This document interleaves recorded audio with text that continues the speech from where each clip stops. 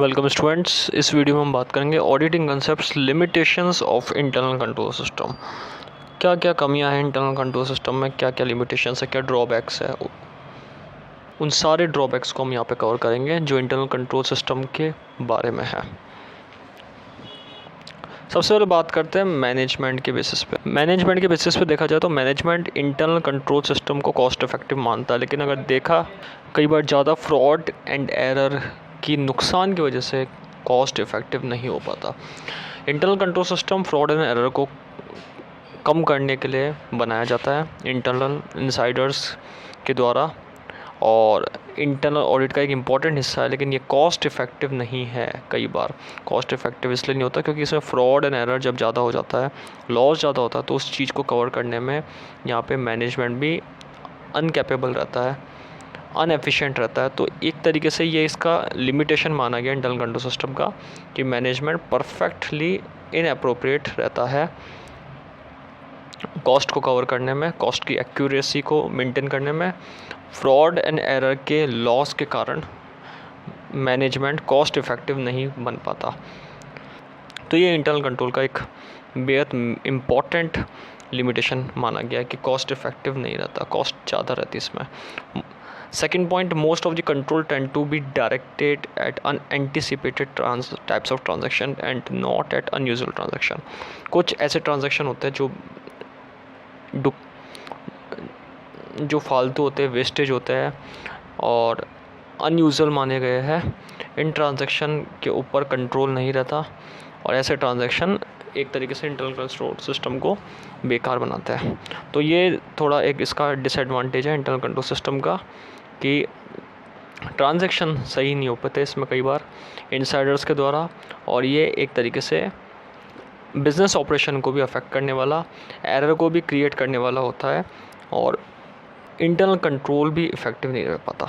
ऐसे ट्रांजैक्शन जो business operations के अंदर डुप्लीकेशंस लेकर आते हैं, ओवरलैपिंग ऑफ वर्क को लेकर आता है। तो ये सारे ट्रांजैक्शन जो होते हैं जो कि ह्यूमन एरर के द्वारा ही क्रिएट होते हैं, जो कि फ्रॉड को और एरर को क्रिएट करते हैं, जो कि मिस रिप्रेजेंटेशन को क्रिएट करते हैं, ऐसे ट्रांजैक्शन कई बार ज़्यादा होते हैं। इस पर मैनेजमेंट का भी ध्यान कम रहता है कई बार। तो ये एक लिमिटेशन इसका माना गया है इंटरनल कंट्रोल सिस्टम का। Human error, carelessness, distraction, mistake of judgement और मिसअंडरस्टैंडिंग ऑफ इंस्ट्रक्शन, कई बार ये इग्नोर हो जाता है। अगर इंटरनल ऑडिट में ये चीज़ें होती है, केयरलेसनेस के साथ, डिस्ट्रैक्शन के साथ आप इंटरनल ऑडिट करते हैं, जजमेंट में मिस्टेक के साथ इंटरनल ऑडिट करते हैं, मिसअंडरस्टैंडिंग के साथ इंटरनल ऑडिट, तो यहाँ पे विदाउट इंस्ट्रक्शन को फॉलो करें इंटरनल ऑडिट करते हैं, तो यहाँ पे इंटरनल कंट्रोल सिस्टम का एक सबसे बड़ा ड्रॉबैक माना गया है। ह्यूमन एरर बहुत ज़्यादा होता है इसमें कई बार, उस चीज़ को नेगलेक्ट करा जाता है इनसाइडर्स के द्वारा। इसमें इनएडिक्वेसी रहती है, इनकैपेबिलिटी रहती है। तो ये एक तरीके से इंटरनल कंट्रोल सिस्टम के मिस्टेक को शो करता है। The possibility of circumvention of control to collusion with parties outside the entity और with employees of the entity में प्रेजेंट। कॉल्यूशन रहता है, कन्फ्लिक्ट रहता है, और यहाँ पे देखा जाए तो एक्सटर्नल पार्टीज़, गवर्नमेंट सप्लायर, इनके साथ कई बार कन्फ्लिक्ट क्रिएट होता है इंटरनल ऑडिटर्स का, इंटरनल जो इनसाइडर्स होते हैं। तो इस चीज़ के अंदर एम्प्लॉयज़ भी और एंटिटीज़ भी अफेक्ट होती है, उनका वर्क अफेक्ट होता है, उनका ऑपरेशंस, बिजनेस ऑपरेशन अफेक्ट होता है। ये एक सबसे बड़ी इसकी कमी मानी गई, क्योंकि व्यू पॉइंट अलग अलग होता है सबका, इसलिए तो ये कन्फ्लिक्ट को भी क्रिएट करता है, कंडीशन में भी सर्वाइव नहीं होने देता है। ये that is a very important limitation of internal control कि यहाँ पे पार्टीज़ का कॉल्यूशन होना, आउटसाइड पार्टीज़ का एम्प्लॉय एंटिटी के साथ, यहाँ पे इंटरनल कंट्रोल पे मुश्किल डालता है, उनको कॉम्प्लेक्स बनाता है इंटरनल कंट्रोल को। फ्लेक्सिबिलिटी नहीं क्रिएट हो पाती इंटरनल कंट्रोल के अंदर, आसानी नहीं क्रिएट हो पाती। तो ये एक सबसे बड़ी लिमिटेशन माना गया है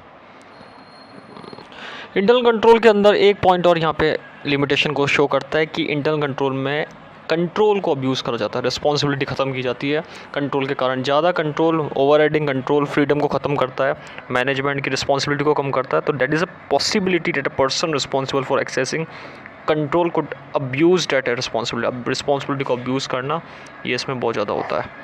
6 पॉइंट है, पॉसिबिलिटी दैट प्रोसीजर्स में become inadequate due to change in condition change में इसका इफेक्ट कम हो जाता है। ज़्यादा चेंजेस आते हैं बिज़नेस में, बिज़नेस के ऑपरेशंस में, तो इसमें भी यहाँ पे इफ़ेक्टिव नहीं रहता।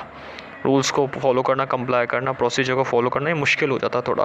तो that is a limitation of internal control. ये कुछ लिमिटेशन ऐसी मानी गई है जो इंटरनल कंट्रोल के अंदर आती है।